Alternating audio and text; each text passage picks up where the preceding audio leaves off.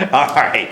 We're looking at John. You all have been here, so you know some of the things John does. That he likes to work with irony and other things, and he likes to use words symbolically. That's a big deal for John. The symbolic use of words, sort of as metaphors for something else. We are now at the 9th chapter. What are some of the things we know about Jesus just from John? Not from other places, but that John has told us about Jesus. He's the Word. Okay, we know that Jesus is associated with certain images, like Word. What other images do we have that we're going to associate Jesus with? Or with which to associate Jesus? He's telling people who it is. Okay, the light, and we talked about that. It's interesting because last week we talked about light, in chapter 8, because he says, I am the light. And then he says in verse 5 here, he says, I am the light, which is very interesting. We'll talk about that in just a little bit. So light is an image that he associates, and then he defines it. What else? Have we words? So we got word, we've got light, we've got Darkness. Darkness is a big deal, which is the opposite of Light. Okay. And so metaphorically, that's the way John uses it. If light is good, darkness must be bad. Must be bad, or it shows ignorance. And what other? Because we talked about in chapter 6. I'm thinking when he says. He uses another, the first I am statement. I am the man. Well, I am the man. That's what I say all the time. I am the man. And Debbie says, no, you're not. no, you're not. He says, bread of life. That calls himself bread. And source of nutrition and nourishment and all. Okay, so John has told us, or as John shapes his gospel, we've learned a lot about Jesus. We also have learned about John and his style, that he likes irony, he likes words, kind of playing with words. We also see, and we're going to see it today, and we've seen it now almost in every chapter. Half step back. One of the things we always have to be careful with as modern Christians is the business about chapters.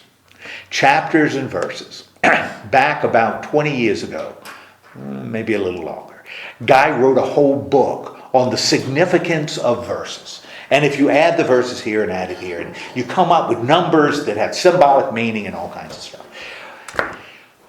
Okay. Verses weren't added to the Bible until the 18th century. There were no verses. Just all kind of random. Well, yeah, the chapters were added in the 8th century.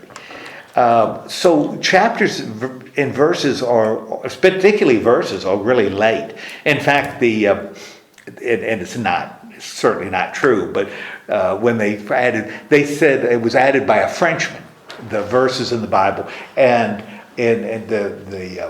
what people said was it was a Frenchman riding in a carriage, and every time they hit a bump in the road, he'd add a verse. He'd separate it, there'd be a verse there.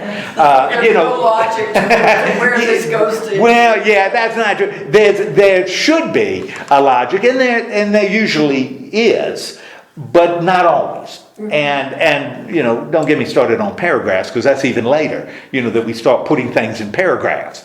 That's 19th century stuff. So you got to be real careful when you look at chapters and verses and assume that chapters mean the same thing when we look at the Bible as they do when a writer writes and says, I am ending a chapter. Because that's not the way the writers wrote.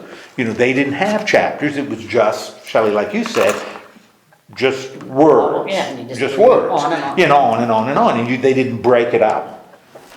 John is kind of interesting because I think John, and so sometimes the chapter divisions are odd. Sometimes they're really good because they weren't just goofy. They tried to look at themes and, clearly the writer was finished and started something new. Well, in the Gospels, that's hard because you got a lot of little bitty stories. And sometimes those little bitty stories don't necessarily relate to one another in a chapter, like we'd expect. In John, they kind of do. So John is a little easier to do chapters. And chapters are, by and large, pretty good in John because he has this something occurs at the beginning. Either Jesus makes a statement or a miracle occurs or some action occurs. And the rest of it is about the significance of that action.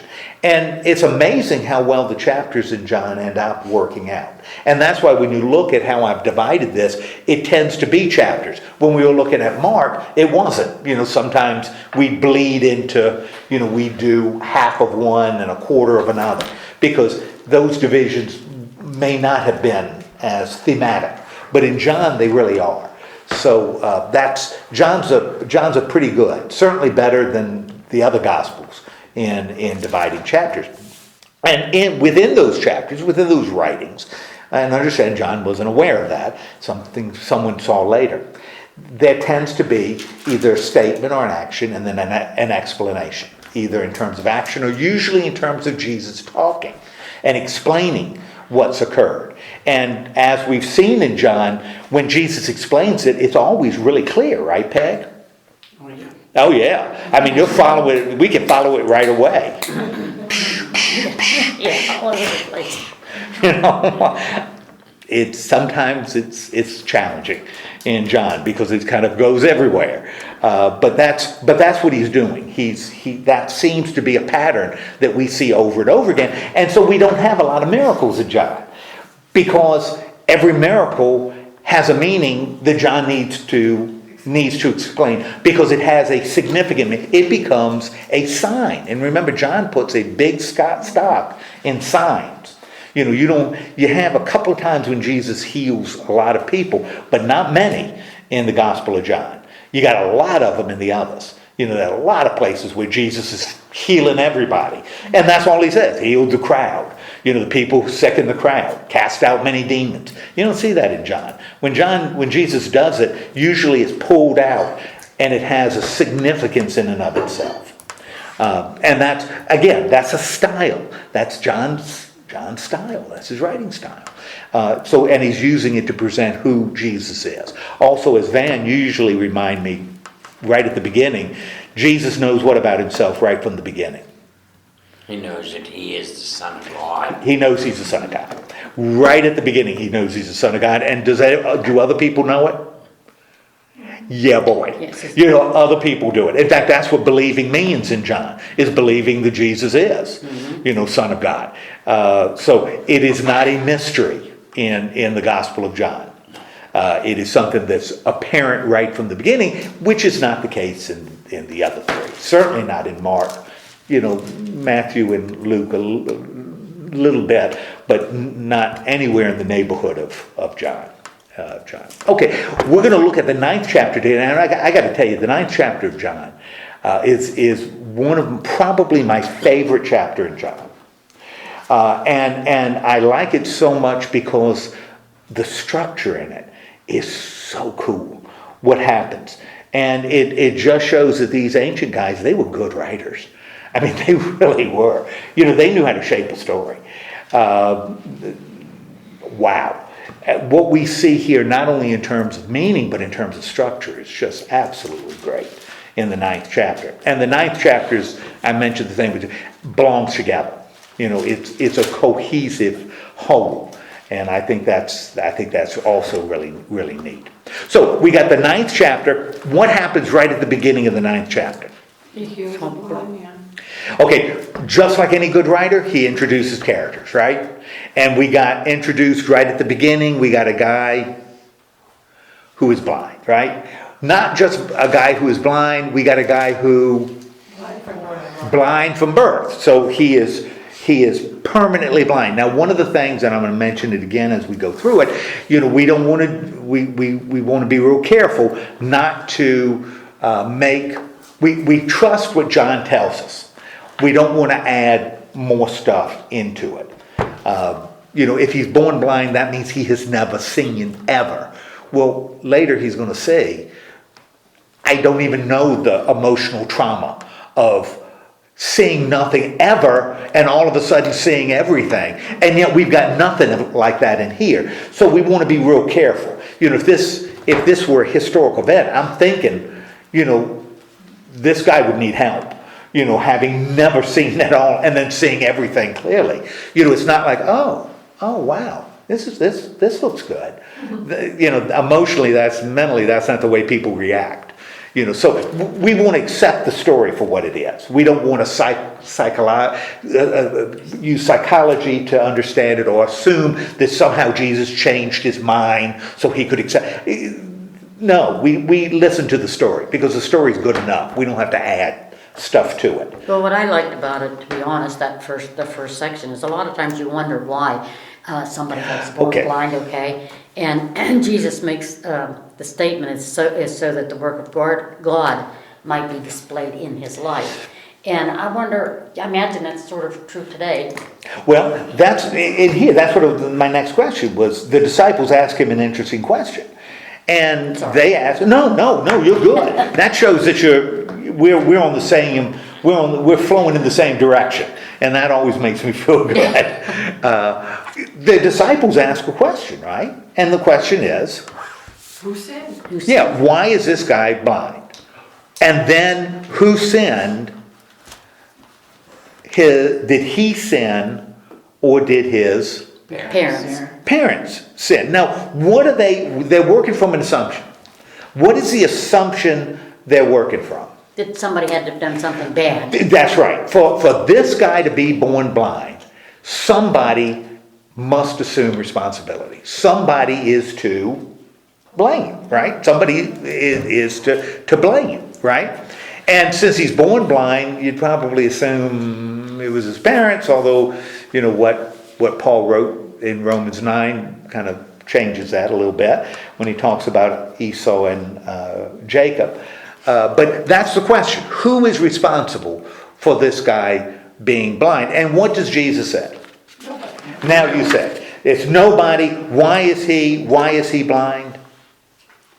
So God can show us. So God can display his glory. Yes. Right, can display his glory. Now, again, this is, yes. I was just going to say, it's coming to my mind as we're talking. You've got two things here. Jesus saying, my Father is going to show his glory because of this man's blindness. It's nobody's fault for blindness. It's almost like the people are blaming God for his blindness because of the sin. Well, God's a punishing God. Okay, I'm okay, that's assuming good. what That's they're good looking observation. at. God's a punishing God because it had to be sin either from his parents or him himself that causes him this hardship. And we are to never look at God as a punishing God. Jesus explains that. Well, and that's a great observation. That it's not, the focus isn't on the blindness, and that's what's really cool.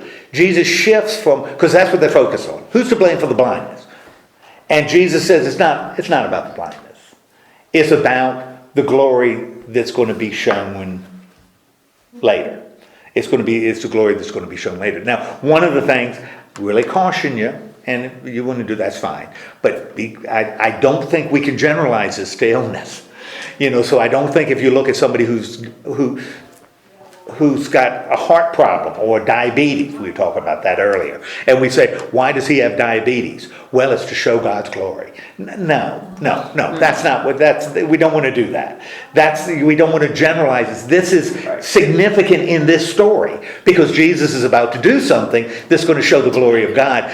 I don't think it's intended to mean time anybody's sick is to show God's glory, and if you don't see it, then it's your fault, and if you're not having enough faith, and that's taking it in a direction I don't think it was ever intended to take. That's again pulling a verse out of context, and we want to be real careful before we pull things out of context. What did you do with my keys this morning? They were in your pocket, and I told you to be careful when you got your wallet They're not out. in my pocket. Give me yours. Okay, did you? Hello, Ron. How you doing? Hi. I'm doing good. How are you doing? I'm doing well. You look good, big guy. Thank you. So if you give him your key, you can. Oh, she's coming to see you. I just give him my house key. Hi, buddy. Yes, I'll give him my house key. You may have knocked him out up at the restaurant, I'll check. Remember, I told Bruce to watch. Did he not do his job? I don't have my keys. Let me talk to that man later. I don't want to walk out. Okay, hi buddy.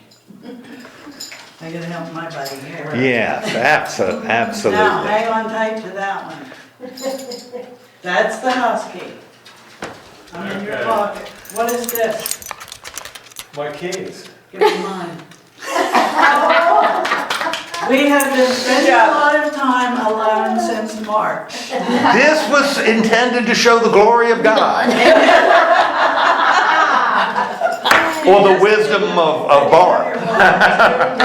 She just wanted to get in your pocket. I wanted his wallet, but I didn't dare take it with everybody. Okay. You're good How are now. you, Judy? Did you just Good to see you. He said Yeah, he why don't you had join us, a- Ron? It's nice to be out. I think this is the first time I've been out for, Great. other than groceries. Without me. Without Yeah, me. without her. All right. You got Catch the body language? Yeah, I sense that. Sorry for the. Oh, no, Ryan, it's good to see My you. husband and Ron are cousins. Oh, okay, that's right, that's I'll right. see you later. Okay, so it is to show something, Does look good. you know, it's to show something else, something greater, right? And then Jesus makes that comment about himself again. What does he say about himself again? I am the light of the world. And we've already seen that, because he said that in the last chapter. In fact, the last whole chapter was about light of the world. But remember, it ended up becoming a discussion with the Pharisee about whether he was witnessing to himself or whether the witness was valid, and it kind of got distracted a little bit. You know, he's coming back to that, and we're going to see something that's going to establish at least what he's got in mind when he says light of the world. Okay, so what does Jesus do? So we got this blind guy, we got his disciples, we got Jesus saying, I'm the light of the world. We know then the focus of the chapter. He What does Jesus now do? spits in the dirt and makes some mud and puts it on the blind guy's eyes. He spits makes mud, puts it on the blind man's eyes, and says, go wash in the pool. Okay, and that's what he does, and that's what the man does, and what happens to him? He can see. Okay, now he's healed. Now, notice, this healing is really, really basic. There's not much to this healing. You know, there's no long prayer, there's no looking up to heaven, it's just, he makes mud, puts it on his eyes, goes wash, the guy washes, boom, he's healed, okay? Now, how did the people react? How did the people Isn't this the start guy reacting? who's blind? Okay. How can he see? Okay, they start asking, you know, is it this guy? And the guy says, No, he just looks like him. well, yeah, that's right. Some people say that. You know, some people are saying, oh yeah, that's the guy that's blind, and somebody else says, no, that's his twin brother, you know, Irving. You know, that looks just like no. And what does the man say? Now this is kind of interesting. What does the man say? In your translation, he says, "I am the man." Now that's how it's translated in most of your Bibles. In the Greek, it's "ago a me." That's it. "Ago a me." So it isn't. He doesn't say, "I am the man," because the man isn't in the Greek. That's an English translation. That's what they're saying he said, because that's what he meant. But in Greek, you know, again, you know, that's why knowing Greek is kind of nice for somebody to know that you may know. You know, he doesn't say that. He says, "ago a me," which is significant because that's what Jesus has just said about himself. When he says, "ago a me," about the light of the world, he says, "ago a me." And that's what the man says. Now, we know that John loves to use wordplay and irony. why is it kind of ironic that this guy healed says, when they say, when they're arguing about whether he is the man or he's not, the fact that the guy says, go on me, why is that not big level irony, but kind of ironic that he says Well, because Jesus is saying, I am He, I am the Son of God, I am the light of the world, and this man says, I was the blind one, I am He. Right, he's pointing I am towards, he. kind of struck. Why are you doubting him? Yeah, when he says this, and he could say, I go on me, your Bible's translated it, fine. Because that's what he's saying in that context. He is not saying, I am God. He is saying, it's me. That's what he's saying. But he chooses to use a word because he doesn't need to use a go. A go is emphasizing the pronoun, but it also is significant because it's the word name that God gives out of the burning bush. So it is loaded with theological import. When he says a go on me, that's, whenever we see that, that's kind of important. Because when Jews hear it, they're saying, ooh, that's a name for God. Ooh. And when they hear it in Greek. We miss it in English, but we got it in Greek. I think it's a little irony. Not that the man is claiming to be God, but this whole situation is grounded in the one who just said, I am, a go on me, the light of the world. So I think, again... They're both speaking truth. Yeah, exactly. But in kind of an ironic way that we, the reader, can pick up in the context. It doesn't mean anything in the context. But we, the reader, see more than what's in the context. We, the reader, see Again, meaning. it's John's play on words. It's John's play on words. That's exactly what he's doing. He's doing a little play. He's doing a little play on words that we, the reader, can pick up that the people in the context wouldn't have meant anything. Okay, so anyway, he's the one, go on me. What do the people want to know? Where he is. Okay, they want to know where the guy is that did this, and how does he respond? He doesn't know. How does he do it? He doesn't know. How does he do it? How did he heal you? Well, what does he say? Made mud, put it on my eyes, told me to wash, received my sight. Now, when he says that, when the guy says, when they say, how did he do it? And he says, he made mud, put it on my eyes, told me to wash, I washed, boom, I could see. What does that show you about the guy who was healed? Now, understand, he's blind at the beginning, blind from birth, blind as a bat. Couldn't see a blessed thing. What does it show about him that when they ask, how did he do it? He says, in very technical, specific terms, these are the steps he told me to take. What does it show you about him? Obedience. Kind of in a subtle way. He follows instructions. Follows instructions, okay. But he believes. Well, does he believe? Certainly does. He doesn't say, well, he must have been God because he told me to do this and it was through some miraculous power that I'm healed. He doesn't say that. He says, like, you go to a doctor. Well, the doctor gave me these pills. And I took these pills for 2 weeks and I felt better. That's kind of the way he describes it. If you say that, it doesn't mean you believe your doctor is God. It believe your doctor gave you something that helped you, but it's not, ooh, this is incredible. He followed the steps and it ended up working. So this isn't faith. He's not calling him Son of God, Messiah, miracle worker. He's just saying, this guy gave me 4 things to do. I did it and it worked. What I find interesting with the story is Jesus could have healed him in any ways. He could have just touched him. He could have just anything.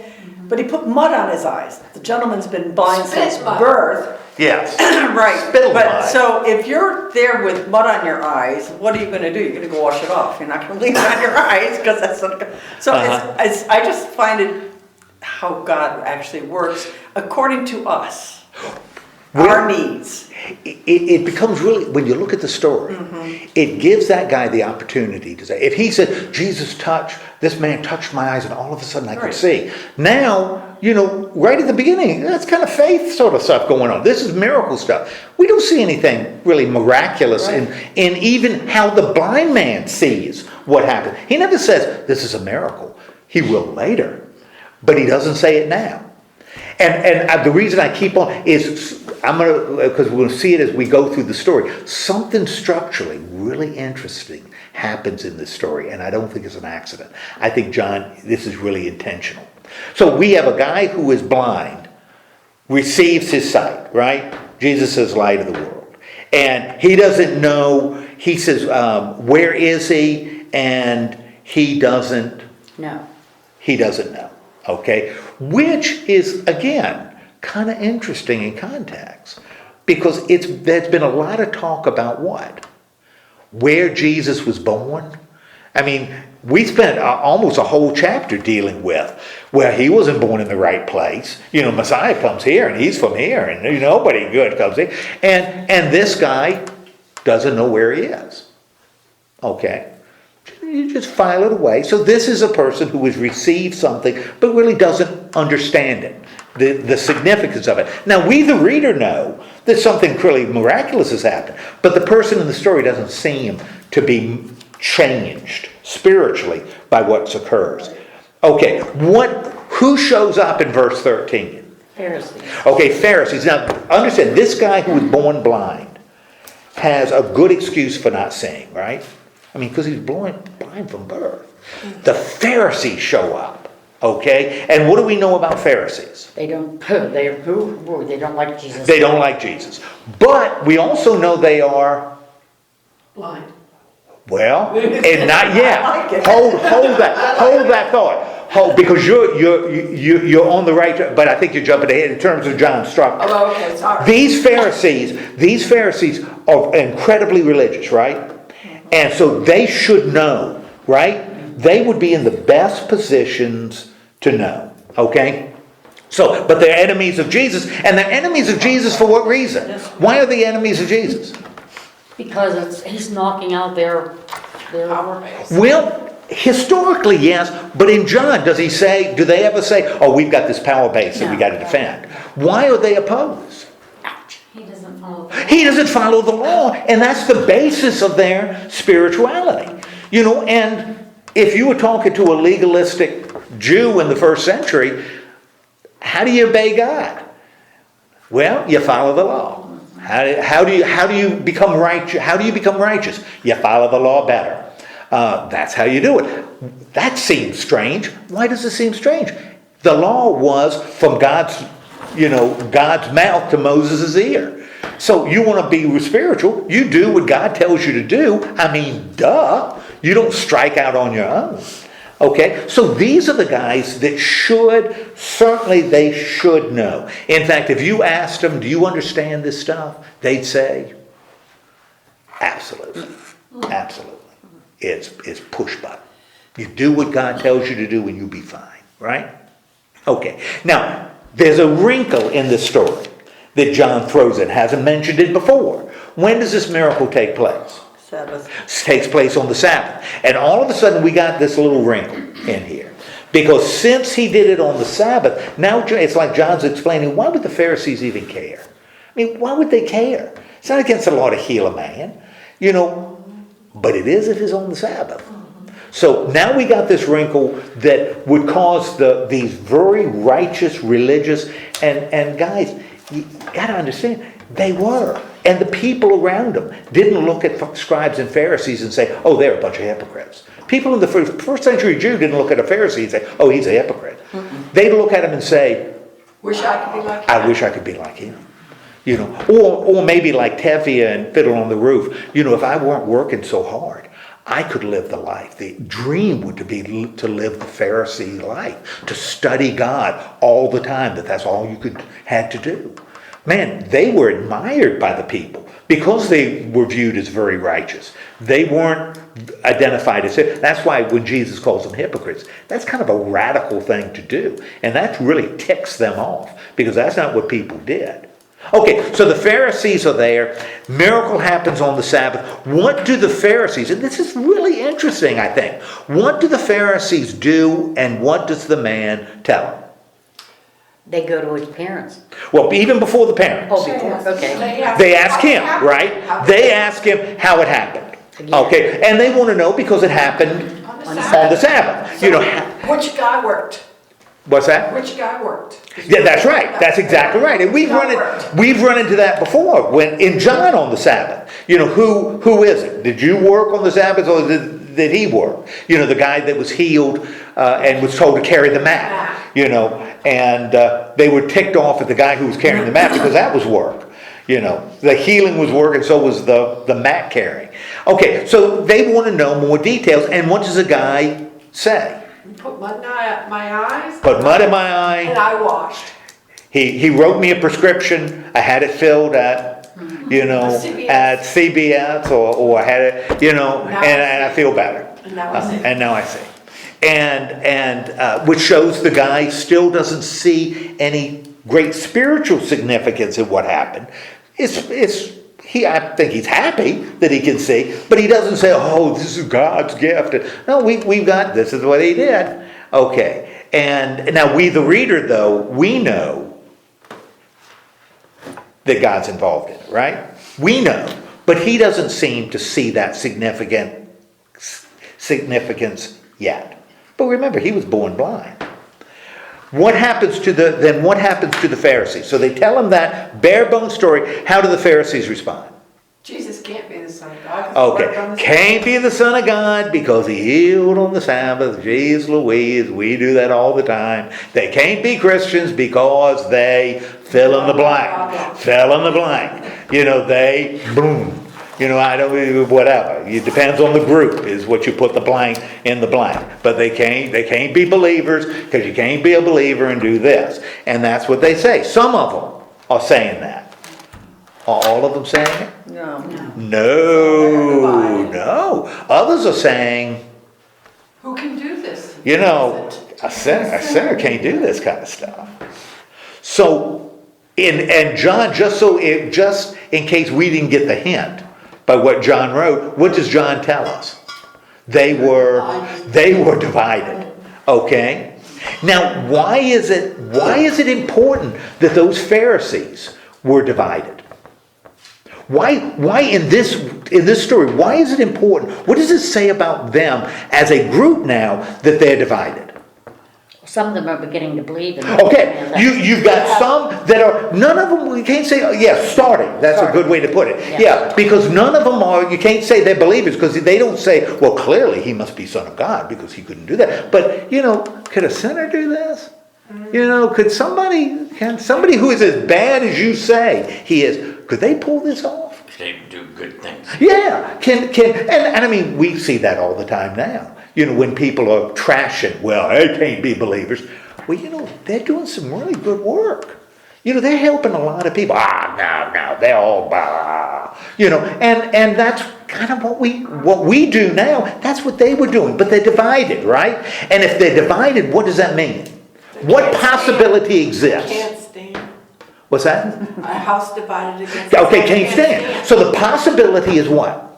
What is the possibility? What possibility exists if they're divided? That Jesus is. Okay, that Jesus is. And that some of them are going to realize it. They haven't made a decision. Now remember, these are the guys who spiritually would say they see best, right? Because they know exactly what God wants them to do. They understand God. They know how, because God and they're like that.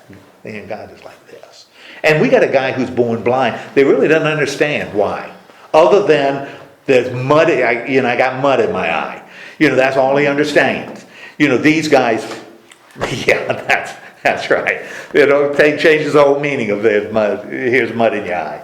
Yeah. Which is that's where it came from. Yeah. Okay. So what does, now they're divided. What does the blind man? Because they ask him, well, what do you think? And what does the blind man say? He's a prophet. He's a prophet. Now, this is really cool, I think. Because remember, that blind man, blind, went from, I don't know where he is. I don't know who he is. All I know is a guy told me to put this mud he made in my eye, and I could see. That's all I know. Now what does the blind man know? Starting on belief. Starting on belief. Now, I think he may be a prophet. Now, we, the reader, know that that's not a full-blown confession. That's not who Jesus is, but so much more. But it's kind of the beginning, right? So right here, what's interesting is I think we got the Pharisees and this guy almost at the same place, but they're coming from different directions. The Pharisees see so stupid well. Their vision they think is so good. And this guy was so blind. The Pharisees are divided because they're not sure. This guy is becoming more sure, but he certainly isn't there. But he's going in this direction, right? Okay. So, and by the way, do you remember in John, who else called Jesus a prophet? At the beginning. In chapter 4, that's the first thing the Samaritans, when the woman came back to the village, that's the first thing they said, is that he must be a prophet. And we know from that story what happened to the Samaritans. They became believers. They became believers. They became believers. So when he says prophets, and if we were reading the story all at one time, we might say, oh, that was the first step in the Samaritan village of them believing. Maybe it'll be This first step. the first step here. Okay, now it's really interesting. So we got a divided group of Pharisees, and we got this blind man beginning to see. Now, in verse 18, what conclusion, not just of the Pharisees, but of who's mentioned in verse 18? The man. The Jews. Oh. The Jews. What conclusion do they reach? The man had really blind. He wasn't really blind. He wasn't really blind. Now, I want you to think about what's happening. This is why I think the structure is so cool, and it's got to be intentional. The blind man started here, right? Absolute blindness. And he's going in this direction, right? The Pharisees start, and the Jews start right here. They're the children of God. They have, yes, that's right. They're starting to slide down a little bit. Now, right now, they're not questioning, they're not hitting Jesus. But they're going to hit the guy who was blind, right? And that's a little bit, they're making up their minds are changing. They've made their minds up about the guy, and he ain't blind. So what do? Have to talk to his parents. They call the parents in. And what do they ask the parents? Is this your son who was blind from birth? Is this your son? How can he see? And the parents respond, He is my son. But yeah, he's my son, but I don't know what happened. I don't know what happened. And then they say, Ask him. He's old. ask him. So what is the spiritual state of the parents? They don't want to be thrown out of the synagogue for. Well, that's right, because we know which. Another thing, we get a little glimpse into what John's community is facing, because they won't respond because the Jews are throwing people who believe in Jesus out of the synagogue. Now, in this context, in the context of Jesus' life, maybe Jesus' word would have had to get around awful fast for the Jews to have made that decision that they're now excluding people from the synagogue for it. In John's context, though, very likely. And that might be an explanation of why John writes so much about the Jews being the enemy. Because wherever John is writing, whatever church is receiving this, they know what it feels like to be thrown out of the synagogue for believing.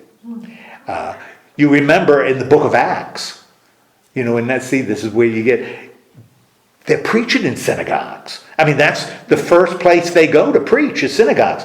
Well, if they were throwing them out of synagogues, then how is Peter preaching in synagogues? It doesn't make any sense. It makes sense if you look at it that John is writing in a way that his people can understand. This is a fear they have. So if you're a Jew in John in the year 85 AD, wherever John is writing, you may have been tossed out of the synagogue and so have your parents. And so that's what they're afraid of. Really, really kind of interesting. Not a big point, but I think that's, why would John include that? Well, maybe it's something his people are facing. They're facing. Okay, so the parents are they're afraid that they're going to be thrown out of the synagogue. This man, we now know this man was what? Blind from birth. We know this man was blind from birth. So what do? They call the dude back. They call him back. And what do they say to the guy? They want to know how it happened again. Okay, they want to know how it happened, and then, but they say it's even more dramatic than that. Even before they really want to know, because they. Oh, Jesus is a sinner. Yeah, I want you to notice they aren't calling him back and say, "Would you tell your story again?" They call him back. Because these guys have what? When we get to verse 24, these Pharisees have done what? What have they done that they hadn't done before? They give glory to God. Well, they say they are. Yeah, to get him to answer. Well, But that They're they're questioning. accusing Jesus. yes, they have made up their mind. They don't need to hear the story anymore. The story isn't even relevant anymore. The story isn't relevant. On the Sabbath, therefore he's a sinner. Well, and they're going to take it they're going to take it as far as give glory to God because we know about the guy who did this. And what do they say about the guy who did this? He's a sinner. He's got to be a sinner. And notice, now they've shifted again. Because they were divided. They should have known. Lord, they should have known. But they were divided. And then they decided the guy wasn't really blind. And Lord have mercy, his parents said he was. And now they've decided it's not about the guy anyway. The healed guy anyway. We're not going to try to disprove the healing. Now we made the decision that the guy who did the healing was evil, was a sinner, was evil. So now we're hitting him. They're doing what? Sliding down on that slippery slope. They're sliding down. And how does the man respond? Whether he's a sinner or not, he healed me. Yeah. Now, this is kind of interesting because the guy right here isn't saying what? He isn't saying, oh no, he's not a sinner. Oh no. He says, I don't know. I don't know. It doesn't make sense that a sinner could do that, but all I know is I was blind and now I see. And how do they respond? You want to become his disciple? Yeah, well, even before they ask him a question, right? Mm-hmm. What did he do? How did he open your eyes? What are they fishing for? Changing the story. They're fishing The method for that you a miracle that was done on the Sabbath that makes him look like he's not. Bad. What did he? Now you told me about the mud, right? The mud. Did you hear him say anything? Did he say mention like Beelzebub? Or did he? What exactly happened? Give us a little more detail and dirt, and remember, we're the ones that glorify God. As you say it, don't even think about the fact that we're the ones on God's side. Don't let that shape your answer. Because we give glory to God and we know this guy's a sinner. Don't let that shape your answer at all. And, tell us the truth. Yeah. And what does the guy say? What's his response? Love his answer. Yeah, what Already told you. I've already told you. Yeah. And if I tell you again, you're not going to hear me. Yeah, you're not listening, which means this guy born blind does what? He understands them. If he doesn't fully understand Jesus, he understands the Pharisees, right? And then he says, again, typical John irony, he says, a disciple? do you also want to become his disciple? Now, the fact... now, we've got these guys sliding. We've got this guy coming up. Because it sure sounds as though if you also want to be a disciple, sure sounds like that's something that he's now Well, the Pharisees go ahead and accuse him. That's exactly right. And if we had any doubt about whether that was in his mind or not, it's dispelled by the response of the Pharisees. And they say, You are this guy's disciple. you are his disciple. We, on the other hand, Are disciples of Moses. are disciples of Moses. Now, they seem to be putting great stock in that, right? But, we've already gone through this. Moses has come up before. What was the little story that involved Moses that we've already looked at? And the Jews who wanted it said believed in him, came to him. You remember there's a story, the Jews believed in him. And they started talking about Moses, and Jesus said, you don't have a clue. You don't have a clue about who I am, you don't know who Moses is, much less me. Story of the manna, when he says, I am the bread of life, and this whole business about manna, and they said, oh yeah, we believe in you, Moses gave us manna, that was bread from heaven, and Jesus said, it ain't bread from heaven, it ain't bread from heaven, because that stuff you had to eat every day. I'm going to give you something, I'm the bread of heaven, because I'm going to give you something, and you'll never have to eat again. And they say, oh, no, wait a minute. You're not saying you're better than Moses, right? No, they're not doing that. And he says, yeah, that's exactly what I'm saying. And remember, they didn't like that. Those Jews who believed, God says they believed. They didn't believe at the end. So we've already gone through this business with Moses. And they're now claiming they're disciples of this guy Jesus has already said, just playing isn't on his level. They're just not on the same level, right? Okay. When you look at verses 28 through 29, we got more irony here. What they claim to be disciples of Moses, right? But what do they say about Jesus? We are disciples of Moses. And what do they say about him? We don't know where he comes from. Jeez Louise, we just went through 2 chapters, right? Where does Jesus come from? Father. He comes from God. And they don't know it. And Jesus even was strong enough, said, if you knew my Father, you would know me. We just went through that in the last chapter. And these guys still say, we don't know where he comes from. We don't know where he comes from. Which means these guys, they are doing what, Van? They're falling. They're sliding down that slippery slope, right? Because we know Jesus came from the Father. And how does the man respond? That's incredible. You don't know where he comes from. That's right. But he opened my eyes. We know that God doesn't listen to sinners. He listens to godly men who do his will. The Pharisees can't handle the fact that Jesus is doing what he's doing, and they don't want to believe. Well, why? Yeah, they don't.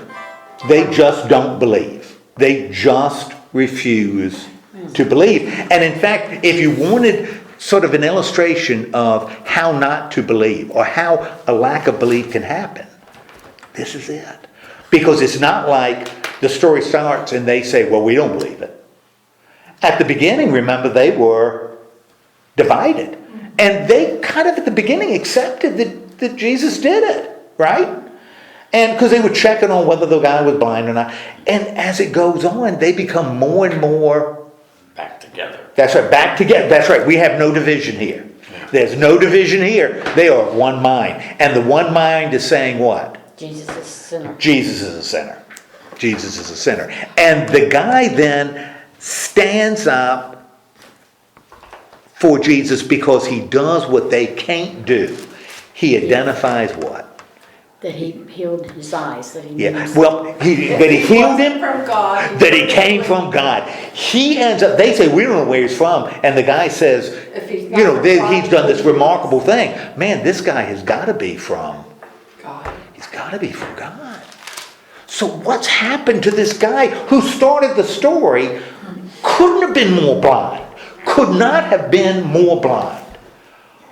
What's happened by this point? Now we can see Now and his sight is getting better. better and better and better. Because now he knows what the Pharisees refuse to recognize, that they don't know, and that's that he's from God. That Jesus is from God. Kind of the irony is that the Pharisees are supposed to be, these godly men, yet they say that God does not talk to sinners. That's what he's doing. He's trying to bring them out of sin. That's exactly. The God doesn't talk to sinners, and that guy's a sinner. Mm-hmm. And we've made up our mind that guy is a problem. And in fact, when he says what he says, I know he has to come from God, because he did all these things. Remember, John puts a big emphasis on signs. Jesus does a sign that shows who he is. How do the Pharisees now react? He doesn't listen to sinners. He listens to the godly man who does his will. Yes, they attack the guy born blind. Now they're not attacking Jesus anymore. They're back, now they're attacking him. We know who Jesus is. Jesus is somebody who is clearly is a sinner. Clearly is a sinner. Is wicked and evil and disgusting. And you know what? If you hang around with him, or if you believe he comes from God, You're out. you're out of it. So are you. So are How you. often do we allow what we think to make our decisions when we won't accept truth? I think a lot. I think this, and like I said, this is my favorite chapter in John, because structurally it's just so good. It is such a power. As one man acquires more and more sight throughout the story, the other guys who should see God best become more and more blind, until at the end they're wrong about Jesus and they're wrong about the guy Jesus healed. And at the end of this story, these guys are wrong and blind. In fact, you could say they have chosen to live where? In the darkness. In the darkness. That's their choice. And I think this is I think a powerful passage for nowadays, particularly for now, because I think that what happens to them can happen to us. It's happened not just in church, but in society. You become more and more blind as you become more and more certain, and your certainty actually becomes your blindness. And I think that's a real danger that we face, and we face it in a lot of areas. So it's not like it's a monopoly of one group or one. I think this is a real danger that we are becoming really blind, mainly because we're not listening and opening. We're making up our minds. It's all the influences from the evil of the world that this story depicts big time. Yeah.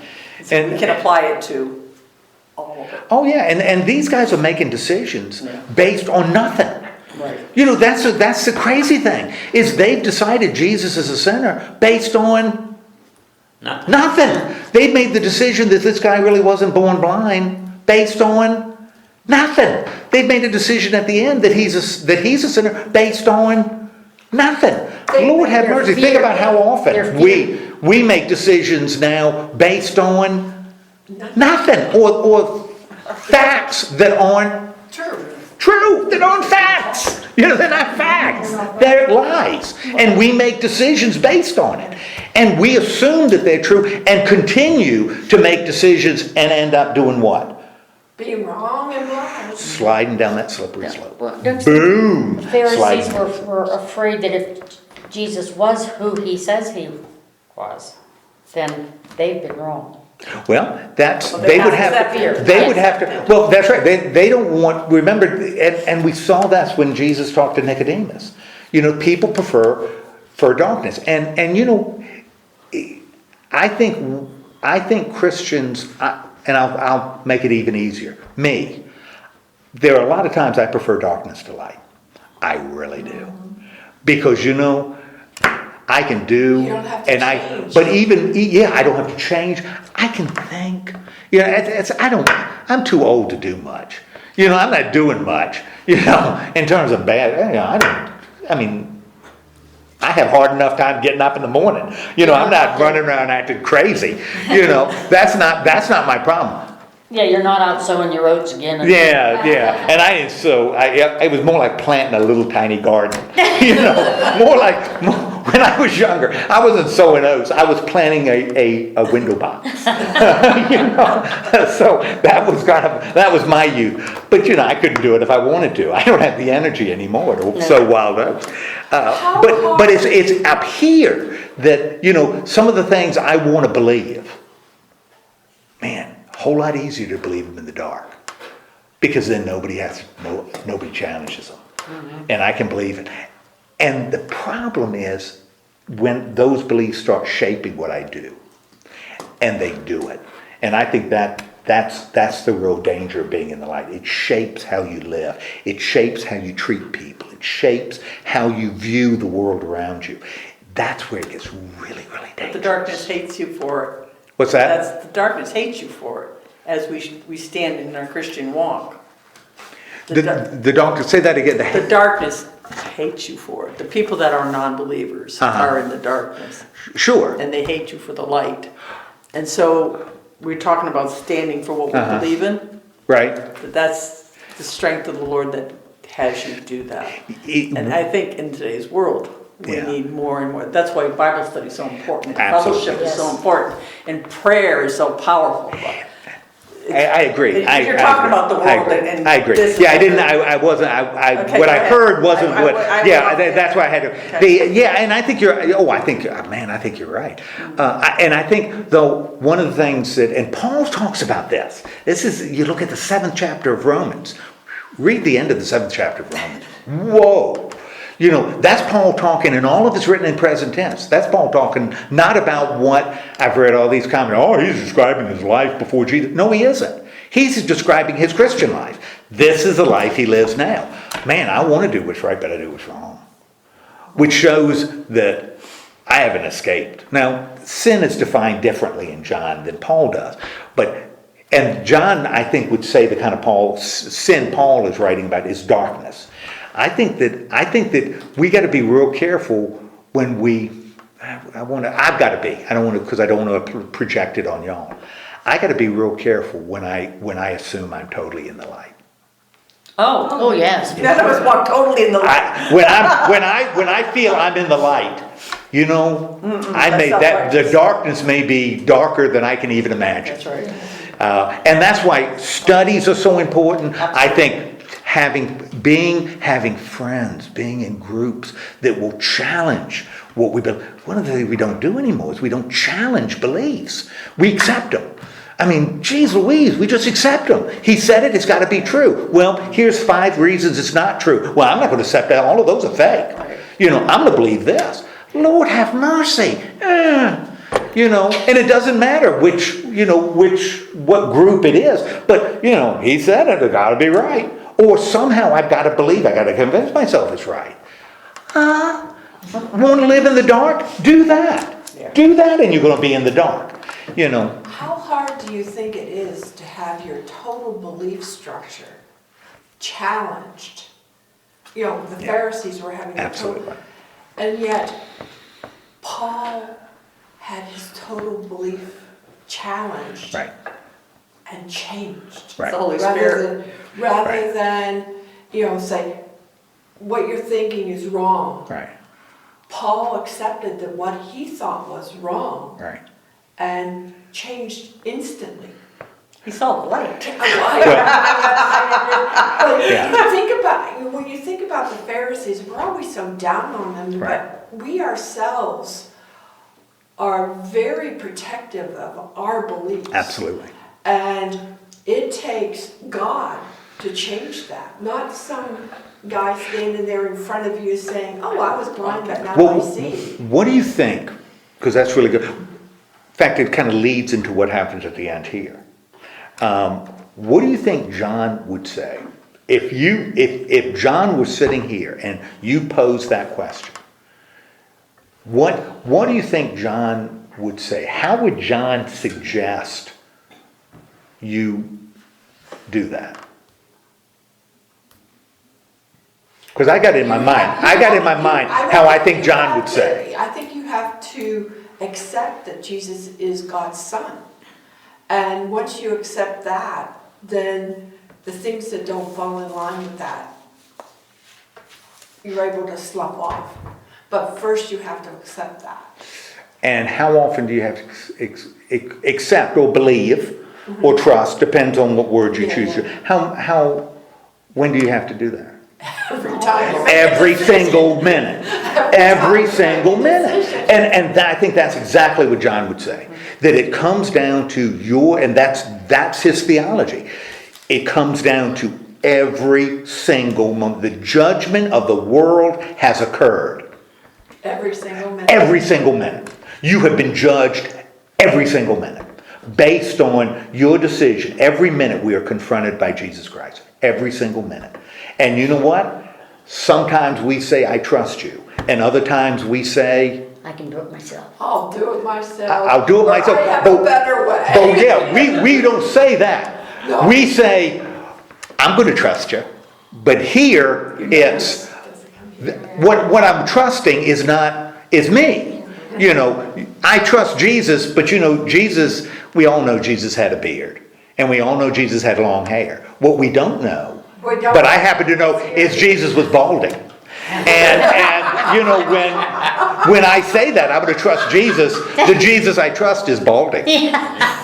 Because he looks... My grandson thinks he is. What's that? My grandson. There he is, that's right. My grandson That's- come after church one day and said, are you Jesus? And would you do me a favor? Would you have him come to a session meeting, especially when we're talking about raises, giving raises, because I'd like him to just share that thought, you know, when they're thinking about a new terms of call. Yeah, because I think if I'm going to be Jesus, I need to get a raise. You know, since I'm controlling the world and all that, you know. Heck, I don't even control my own house, so I can't even say that. But that's why this is happening. If you're controlling the whole world, it's a lot of pressure. that's exactly. I am Jesus gone to see it. You know, this is. But I mean, but that's what we do. And Paul calls it idolatry. John calls it living in the darkness. But we do it, and that's what makes it so insidious. Because we assume we're not doing it. We have convinced ourselves we're not doing it.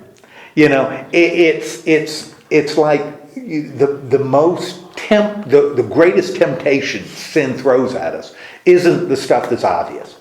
You know, it's the stuff that's not. You know, when Satan tempted Jesus in the wilderness, my gosh, all he wanted him to do was be distracted. I mean, nothing he suggested other than worship me, you know, was bad. All of them were good. You know, all of them would have had good results. Even the trusting me would have had good results because the whole world would have followed Jesus. You know, Lord have mercy. Oh, it wouldn't because Satan doesn't have that kind of power.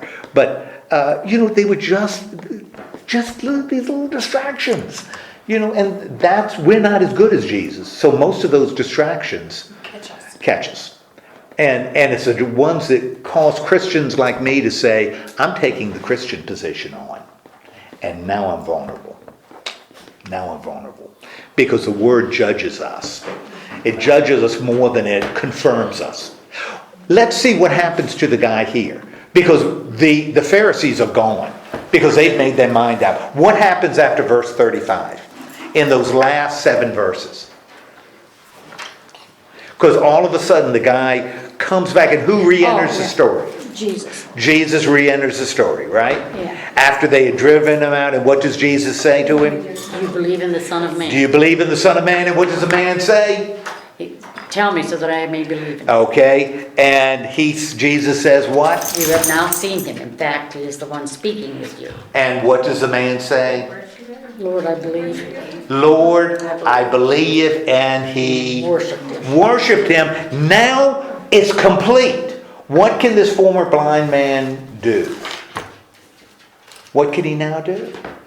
You can see. He can see. Not only Not his eyes. Can see. Yeah, that's not exactly his eyes. right. And that's the nature. Because we already know the Pharisees, by their own decisions, are now at the end of the story totally blind. Totally blind. And now this guy can see. And that's why when Jesus says in 39, I came into this world for judgment so that those who do not see may see, and those who see may become blind. That is exactly what's happened in this story. The blind man ends the story being able to see. Those who could see so well end up being blind. Being blind.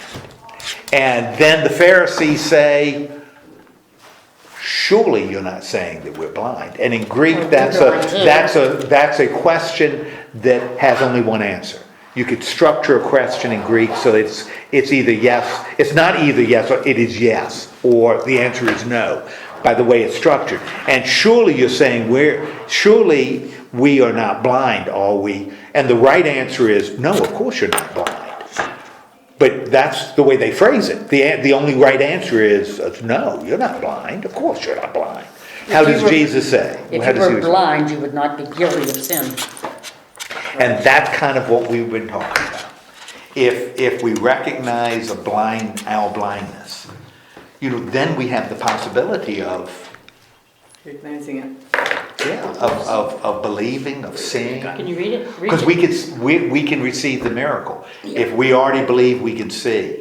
No, that's self-righteous. Man, we're going to Well, you miss fall an against awful me, I lot. wouldn't let you fall. This, like I said, is my favorite chapter in the Gospel of John, because structurally it is just so stupid good. It is such a good, well-written chapter. Such a powerful lesson. Oh Such a man! I mean, powerful lesson. it is John at his absolute best as he shapes this narrative, and you don't see anything in the other Gospels as well shaped. This is just brilliant stuff. This is just really good. I love not only how it's structured, but what it means, and how we can use it. And man, if you don't think this is appropriate in the year 2022, then go home and read it again. If you can't get anything out of John, then you might as well just hang it up.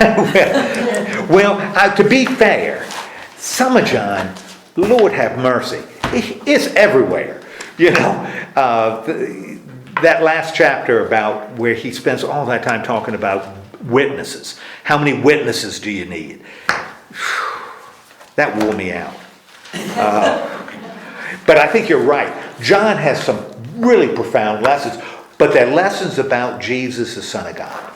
And that we need to hear. But Mark is telling us about Jesus as... John is telling us in theology, there's an idea of theology, whole theology, by a guy named Allen. Gustav Allen. Boy, now I'm experiencing things I hadn't thought about for 30 years. Gustav Allen. And he wrote a wonderful book called Christus Victor. Christus Victor. And the whole book is on the cross there's victory. That's Jesus is triumphal on the cross. Well, man, that is John. That is John, right down. Now, what was his name? The old theologian called Lombard put a lot of stock in Mark and saw Jesus as the suffering Christ. Well, both are right. The Christ that suffered and died for us in Mark. We got to remember, that's important. The Christ that is victorious and in control. We need to remember because both are true. Now, do we understand how they both can be true? No, we don't understand it. But that's okay. Because our relationship with God isn't based on how smart we are. It's based on how loving God is. And all we do is trust in the love. That's all we have to do. And then we're in good shape. And then we'll screw ourselves up. So that's it. All right. Next week we'll look at chapter 10 again. Thank you so much for hanging with me as we went through this with this chapter. Okay. And thank you for being such a good dog. All right. Let's have a word. Let's have a word of prayer. Lord God, thank you so much for giving us this time together. Remind us not to trust in our brilliant spiritual sight and insight, but help us approach you in our blindness, because you are the light. and help us appreciate that light that can cut through our darkness. Help us to simply trust you. In the name of Christ we pray. Amen. Amen. Thank you.